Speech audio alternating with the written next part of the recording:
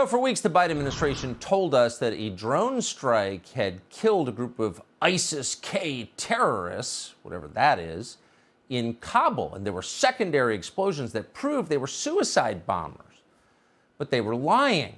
Forced by the New York Times to admit it, they've now conceded they killed a number of innocent people, including children. Here's the interesting part. Mistakes happen. But in this case, no one in the Pentagon has been punished for this mistake or for lying about it.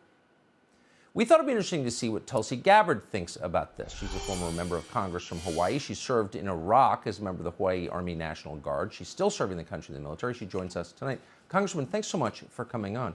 So you get to lie. I mean, this will not shock you because you've seen it so much, but you get to lie about the loss of human life. You get caught and nothing happens to you? What kind of system is that?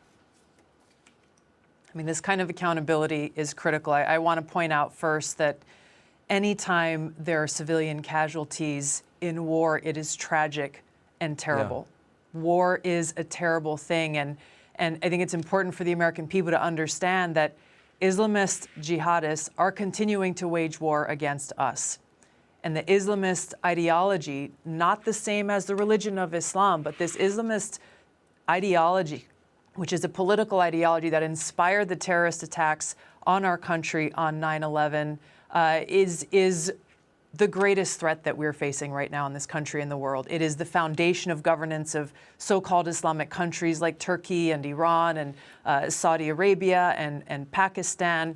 And it's what's behind the discriminatory policies that they have in these countries against Christians, Hindus, Buddhists, atheists, and others. So as long as these Islamist jihadists are waging war against us, we have to work to defeat them militarily and ideologically. And militarily, we have two choices in how we do that. Number one, we can continue to invade and occupy and nation-build in countries around the world, just as we did in Afghanistan, at great cost. Number two, we can take a targeted approach using airstrikes, using our special forces to go in and go after these terrorist cells. The reality is that the cost to the American people, the cost to our troops, the cost to civilians will be far less if we take this very targeted approach to go after these jihadist terrorist cells than if we continue making the very same mistakes that we saw in Afghanistan and other parts of the world of invasion, occupation, and nation building. So in order to do that or to affect any successful military strategy, you have to have competent people running things. And doesn't competence require honesty and accountability? And that's what I see missing here. It's like you're not allowed to lie to the public, which employs you, are you? The American people deserve honesty. They deserve leaders who lead with integrity and not those who shy away from their own responsibilities to the American people or look for a lower-ranking fall guy to take the hit. The American people deserve strong leadership that looks out for their best interests and the best interests of our country.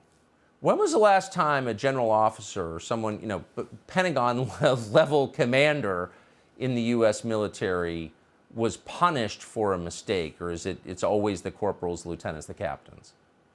That's a really good question, Tucker, and I can tell you from having just come off of active duty, having just come back from a deployment to Africa, there's a common frustration amongst service members when it is someone of a lower rank who takes the hit for decisions and policies that were made far above their level.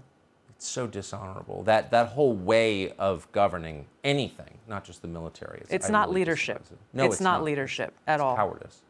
Tulsi Gabbard, welcome back. Thanks so much.